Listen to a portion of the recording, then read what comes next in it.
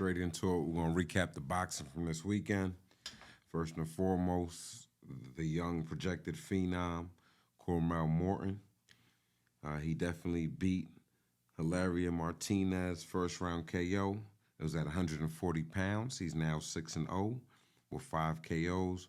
Martinez was 4-4. So basically, I mean, with only 6 fights, how fast can we rush the young boy? We got to be honest.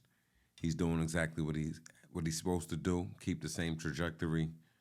And, I mean, next year, I guess we're going to have to rush him into some fights. There's really nothing else we can do at this point. Then we had Ben Whitaker. There was a technical disqualification, round 5 versus Cameron. They both flipped over the ring. That was kind of crazy. Ben Whitaker hurt his leg, allegedly.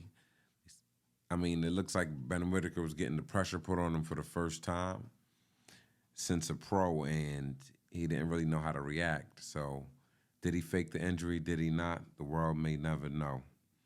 Sky Nicholson, she won unanimous decision, 10 rounds in the featherweight versus Chapman, who was also undefeated. She's definitely looking good. The options are really limitless for her. They're going to keep stepping her up gradually. She does have a great future. Excited to see what she's going to do next year. Then we had Chris Ubek Jr., a KO in the 7th round versus Zarameta. Easy work for Ubek. Him and Conor Ben, they got in the ring. There was a clash. That's definitely what we're going to see. That's the next fight, barring any injuries or drug convictions, allegedly. We had Jay Apataya versus Massey. It was a 6-round TKO. Apataya looked sharp and sturdy. Massey didn't really have enough to present a problem, so we still kind of need to see better competition for Apataya to see where he's really at. Now, this was one of those ones. Wardley versus Clark 2. First round TKO. Protect yourself at all times. Wardley had his back turned on the ropes. Turned back around, very unassuming. Got caught with 2, never recovered. Hopefully that man will be all right, and hopefully he can fight again. Now, I'm hearing they're talking about Wardley versus Jared Anderson. Oh, I would definitely love to see that. I was calling for that prior to Anderson getting that loss. I still would have liked to see that fight, see what Wardley's really about. It's time for him to get into the USA. The people must know his name.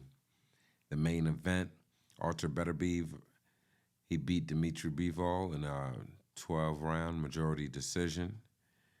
A lot of people felt different ways about the fight. Now, what I can say was I thought, off the first glance, Bivol was outpointing him, but Beterbiev definitely kept the pressure on the whole fight.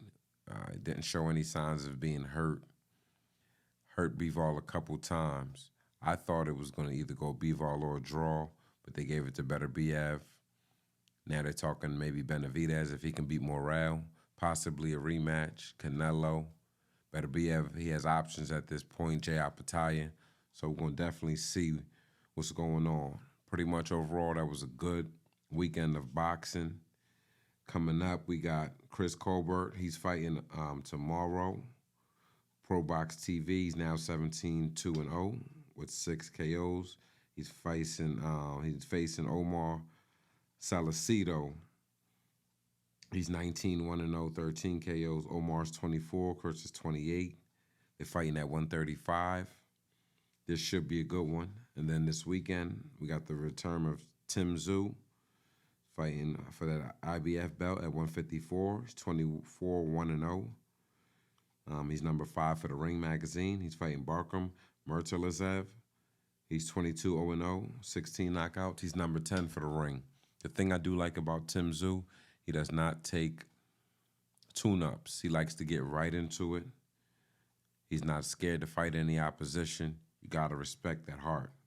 Hopefully he can get out there and win and maybe get Ortiz Jr., somebody up in that mix. Fendora rematch, maybe even a Bud. All right, that's all we got for now. Stay tuned for updates.